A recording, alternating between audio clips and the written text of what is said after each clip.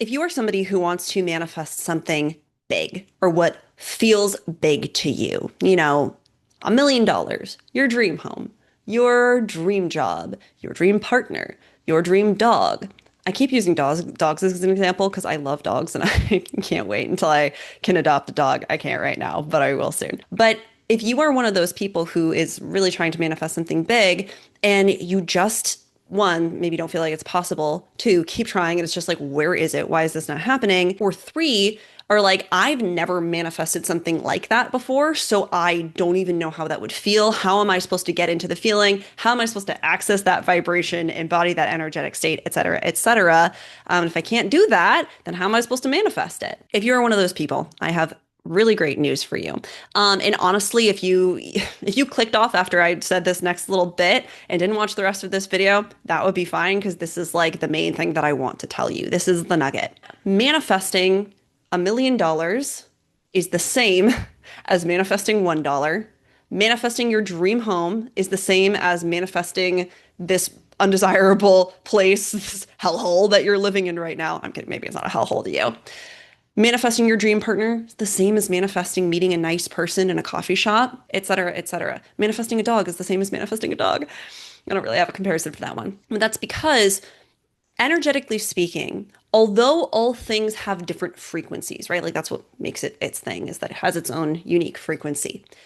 One frequency is not like bigger or more important or heavier or weightier than another one is, which means that the things that those vibrations are attached, quote unquote, attached to, they aren't actually bigger and more important or more valuable from an energetic perspective, which is what's most important when we're manifesting. The only value and importance that these things have are what we put onto them or what we have been conditioned to or trained to put on them. And that goes with any other kinds of connotations or associations for this thing. It's what you put on it. It's how you see this thing. Money itself is a really great example of this. Currency overall. Money itself isn't a real thing. It's a concept. It's an idea. Of course, like the physical stuff, like the paper and the metal that the coin is made out of, that's real. But that stuff wouldn't mean anything if we didn't say it did. Enough of us in the world have, one, decided that money actually is a thing, and two, agreed on what amounts amount to what value, so that money is something that we can use in order to exchange for other things that we want or value.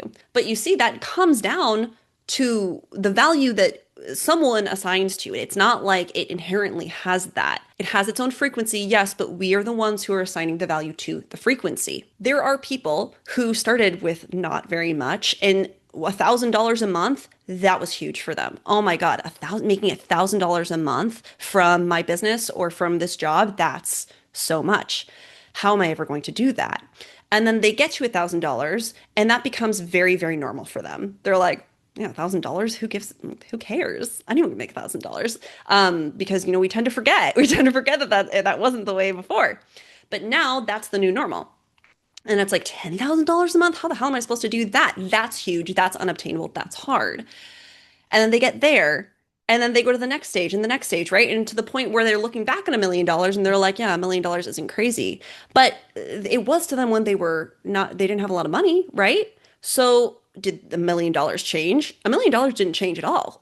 The person looking at the $1 million did change. The person observing this changed. The subconscious of this person changed, their perspective changed, whatever. It was not the money. The money always had that frequency, that vibration. It was just what the person was making that money mean. And money is just one example here, but this really does apply to everything. So what does that mean for us when we want to manifest something that's quote unquote big? Well, it means that actually this is not something big at all. It just is a thing. It just is a frequency or energy we're trying to embody and then experience the result of on the outside in our external reality. And it also means that manifesting this is the same thing as manifesting what looks like a small thing, because there is no actual big or small to the universe. There's just stuff. There's just not even stuff, just vibration and energy. And it also means that a big reason why manifesting something that feels so big and so important and so unobtainable is so difficult to do is because we're assigning so much baggage to it. We're putting so much on this thing. We're saying it's difficult to get. We're saying everyone wants this, so it's scarce in the world. We're saying that it's so, so valuable, so I desire it so much and I can't let it go, and there's no possible way that I could live without it, et cetera, et cetera. Whatever kind of baggage it is that you're putting on this, it makes the thing feel harder to get. And then when it comes to the smaller stuff, like, $1 on the ground, we're like, whoop-de-doo. Like, who fucking cares? Because it's not that hard to get this thing, which is also why we discount our smaller manifestations. And we're like, I'm not good at manifesting. I never manifest anything. That's so not true. First off, manifestation is always a thing that's happening. You're always manifesting. It is just because it's a fact of life. So you are a good manifester. It's really just about like where you're putting your focus to intentionally manifest, but you are already manifesting. Anyway, that was a tangent. But we will look at these smaller things and say, like, that doesn't matter, right? I haven't done this bigger thing yet. Well, if you realize that these aren't actually different, the universe doesn't see these things different, only you do, then that starts taking a lot of the charge of that big stuff away. And if you don't believe me with this whole thing of like assigning value to certain things, I really do think that many of us can get caught up in this fallacy. I don't know if that's the right word here, but it's something that's not true. That like everyone values everything the same way. That's not true. It's so subjective. We can even look at people this way, honestly. I think everyone is inherently valuable, but again, that's my perspective. We can even look at people this way. And just to let you know, I believe that everyone's inherently valuable. That's just my perspective. I know not everybody believes that, but I do. And if you look at somebody who is like this super desirable person, you're like, oh my God, they are so valuable. I guarantee you, there is someone who could even be in the same room as you who will look at that person and be like, like, I'm not attracted to them at all. They're not impressive to me. I don't want to be their friend. I don't care. So subjective. It is so subjective. It is not an objective thing. We refer to this as taking this thing off the pedestal when it comes to manifesting, neutralizing this thing. Knowing it is just a thing, you can still want it. You can still have a deep desire for it, but you see that it's not a bigger thing than other stuff. Now, this idea on its own, this perspective shift is going to be huge for a lot of people. This may be all you need to hear, and that's totally great. There's some people who are like that. Me, I'm more of an experiential person, so I tend to have to feel it for myself. And I want to give you a tip for how you can do that, right? Because I can tell you all of this stuff, but if you don't feel it, if you don't get it, and you don't know what it's like for you and your body and your experience, like, probably not really going anywhere right now.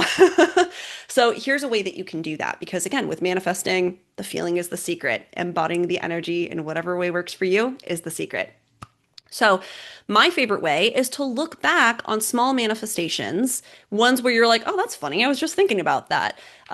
Very clearly, you were manifesting that, right? Or intentionally manifesting it without realizing it. Look back on those things or those examples and try to find a few and find the common thread. How did you feel when that happened? What did you say to yourself? How did you act about the thing? Whatever, right? Find the common thread of that experience, because that is how you manifest. That is how you feel when you manifest. That is your golden ticket. So when you know what that is, you know how to manifest the bigger stuff, because again, smaller stuff, same thing. It's just that you've decided it's easier. So you haven't created so much resistance around it because you don't have so much baggage around it. So I'm going to show you how I did this. I'm going to tell you 3 very quick, hopefully I can be a little long-winded, stories. And then I'll show you how I found like the common thread between these, how I felt, what I was saying to myself, and how I tapped into that experience to know, oh, this is how I manifest, and how I've actually accidentally used this to manifest something really big. I'll say a couple of things that are really big. So the first story, I am a surfer, and recently I've been transitioning from a longer board to a shorter board. And to ride a short board, you have to be able to pop up, meaning get up on your board faster than you would on a long board. You have a lot more time to cruise on a longer board. So I've been practicing my pop up, and I've been practicing like certain techniques that are supposed to help you with that. And I was like, man, like I can do these on the ground anywhere, but it would be awesome if I could like get some chalk and make an outline of my surfboard on the ground. So it could be like I'm on my board and I can understand where my body is in relation to the board and like how X is where my feet are supposed to go. That would help so much. And I was like, all right, well, I'll go and get some chalk later today or like at some point or something. I'll get to it. And then I went for a walk right after that. I did not get the chalk. I really just didn't want to go right then. And so I went for a walk and I took this route that was different than my usual route because I was like, "Ugh, I just like, I always go the same way. Like, I don't want to do that today. So I take a different route and I turn a corner and what do I see but a giant bucket of chalk? And I was like, thank you. I will go grab one of these. Took it home and drew my surfboard. So the second one is I was going with my brother to get him his first surfboard. He's learning to surf. I'm realizing now that the first two stories have to do with surfing. Not all of them do. But anyway, so at the board shop, I saw this hat that I just loved. And it's not like anything special. I'll show it to you in a second. But it's a baseball hat or a dad cap, and I just really loved it. If you wear a lot of baseball hats, you know that not all of them are built to the same standard. So I was like, oh, this feels so good. I love the shape. I love the color. This is just great. This is a perfect hat for me.